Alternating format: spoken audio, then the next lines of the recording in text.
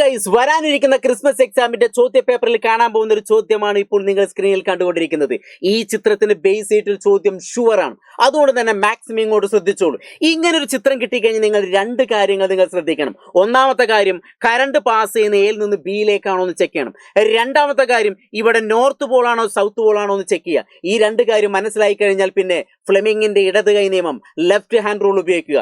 താഴെ കാണുന്ന ഈ ചിത്രത്തിലേക്ക് നോക്കൂ, ഇതേ രൂപത്തിൽ പിടിക്കുക. മുകളിൽ നോർത്ത് പോൾ ആണെങ്കിൽ പ്രത്യേകം ശ്രദ്ധിക്കുക. മുകളിൽ നോർത്ത് പോൾ ആണെങ്കിൽ ചൂണ്ടുവിരൽ മുകളിലേക്ക് പിടിക്കുക. അപ്പൊ തന്നിരിക്കുന്ന ചിത്രത്തിൽ നോർത്ത് പോൾ ആണ്, അതുകൊണ്ട് ചൂണ്ടുവിരൽ മുകളിലേക്ക് പിടിച്ചു.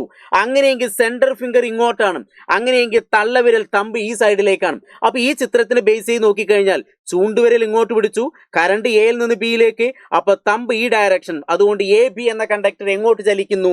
ക്യൂ ഡയറക്ഷനിലേക്ക് മൂവ് ചെയ്യുന്നു. അപ്പൊ ഇവിടെ എ ബി എന്ന കണ്ടക്ടർ എങ്ങോട്ട് ചലിക്കുന്നു? ക്യൂ ഡയറക്ഷനിലേക്ക് മൂവ് ചെയ്യുന്നു. ഓർത്തു വയ്ക്കാം.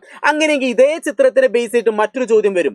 ഈ ചിത്രത്തിൽ നിങ്ങൾ ശ്രദ്ധിക്കേണ്ട ഒരു കാര്യം, നേരത്തെ പറഞ്ഞ പോലെ രണ്ട് കാര്യങ്ങൾ ശ്രദ്ധിക്കുക.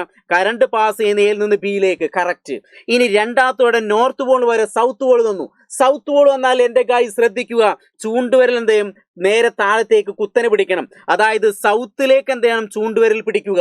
അപ്പൊ ഈ ചിത്രത്തിൽ കാണുന്ന പോലെ സൗത്തിലേക്ക് എന്ത് ചെയ്യുന്നു? ചൂണ്ടുവിരൽ ഇങ്ങനെ പിടിക്കുന്നു. കറണ്ട് പാസ് ചെയ്യുന്ന എയിൽ നിന്ന് ബിയിലേക്ക്, അപ്പൊ തള്ളവിരൽ ഈ ഡയറക്ഷനിലേക്ക്, അതുകൊണ്ട് എ ബി എന്ന ചാലകം എങ്ങോട്ട് ചലിക്കുന്നു? പി ഡയറക്ഷനിലേക്ക് ചലിക്കുന്നു. ഓർത്ത് വയ്ക്കുക. ഇനി ഈ രണ്ട് ചിത്രത്തിന് ബേസ് ആയിട്ടുള്ള ചോദ്യം നമ്മൾ പഠിച്ചു. ഇനി ഇത് പഠിക്കാൻ ബുദ്ധിമുട്ടുള്ള കുറച്ച് കുട്ടികൾക്ക് വേണ്ടിയിട്ട് ഞാനൊരു സിമ്പിൾ ട്രിക്ക് പറയണം. ഒരു ബ്ലണ്ടർ ട്രിക്കാണ്. ഒന്നുമില്ല, ഇവിടെ എന്താണ് എസ് എന്ന് പറഞ്ഞാല് സന്തോഷം വരുമ്പോ എബി എന്ത് ചെയ്യുന്നു? പാട്ട് പാടുന്നു. ഓർത്തേക്കുക. എന്താണ്? ഒന്നുമില്ല, സന്തോഷം വരുമ്പോ എബി എന്ത് ചെയ്യുന്നു? പാട്ട് പാടുന്നു. അതായത് പി ഡയറക്ഷനിലേക്ക് മൂവ് ചെയ്യുന്നു. അങ്ങനെയെങ്കിൽ ഇവിടെ എന്ത് ഓർത്തേക്കുക? എ ബി നിങ്ങൾ ക്യൂവിലാണെന്ന് ഓർത്തേക്കുക. എന്താണ്? എ ബി നിങ്ങൾ ക്യൂവിലാണെന്ന് ഓർത്തേക്കുക. ഈ രണ്ട് ബ്ലണ്ടർ ട്രിക്കോട് കൂടി നിങ്ങളിത് കംപ്ലീറ്റ് പഠിച്ചില്ലേ? അപ്പോൾ ഇതേപോലെ ഇനിയും ഒരുപാട് എക്സ്പെരിമെൻ്റ് ഉണ്ട്. അതൊക്കെ നമ്മൾ എന്ത് ചെയ്യും? സെറ്റാക്കും.